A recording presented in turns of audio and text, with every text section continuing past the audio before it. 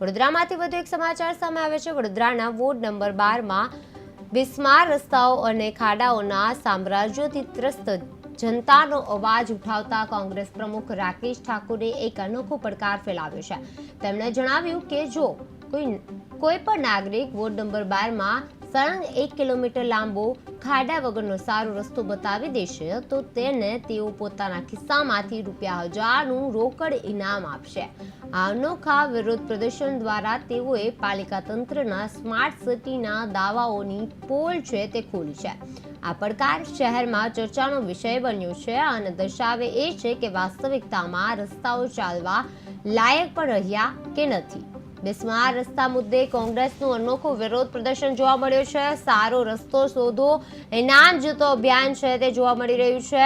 1 કિમી સારો રસ્તો બતાવો અને ₹1000 મેળવો સ્માર્ટ સિટીના દાવો સામે વિરોધ પ્રદર્શન થઈ રહ્યું છે। ખાડા રાજથી જનતા પરેશાન થઈ રહી છે અને કોંગ્રેસ આક્રમક છે તે થઈ રહ્યું છે। વોર્ડ નંબર 12 ની અંદર મેં આજે નીકળ્યો છું સારા રોડ રસ્તા શોધવા માટે અને એક પોસ્ટર માર્યું છે કે જે સારા રોડ રસ્તા 1 થી 1.5 કિલોમીટર શોધીને લાવશે એમને ₹1000 ઇનામ। પણ મને વડોદરા મ્યુનિસિપલ કોર્પોરેશનના વોર્ડ નંબર 12ના જે અધિકારીઓ છે આ રોડ રસ્તાને લગતા અને ગટરના લઈને આ જે પાણીની લાઈનોની ડિપાર્ટમેન્ટ એમની પર વિશ્વાસ છે કે આ ઇનામ મારે કોઈને આપવાનું નહીં થાય, કેમ કે વોર્ડ નંબર 12 કોઈ રોડ બાકી નથી રાખ્યો કે ખોદ્યો નહીં હોય કે પેચવર્ક નહીં હોય। અમુક જગ્યાએ તો રોડ જ નથી, પેચવર્ક જ છે ખાલી। જે ગાય સર્કલ જતો રોડ છે ને જે એટલા બધા પેચવર્ક આવે છે કે લોકોના કમરના મણકા હલી જાય, લોકોને બીમારીઓ ઘૂસી જાય। અમુક હોટલો આવી છે મોટી મોટી, જ્યાં ઇન્ડિયાની ટીમો આવી છે, નેશનલ લેવલની ટીમો આવીને રમે છે, એ આ વડોદરાના શહેરના નામની પથારી ફેરવાઈ જાય છે।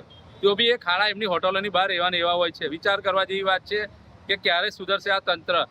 એટલે વહેલી તકે કહેવામાં આવ્યું જે રોડ રસ્તા ખાડા છે એને વહેલી તકે કોર્પોરેશન એ રોડ રસ્તા રિપેર કરે અને જે વોર્ડ નંબર 12ના લોકો છે તમે બી જાગૃત થાઓ। ક્યાં સુધી આ મૂંગા મોઢે આવું સહન કરશો? તમારે બી જાગવાની જરૂર છે। આવનારી ઇલેક્શનમાં તમે જવાબ આપો તો જ તમારો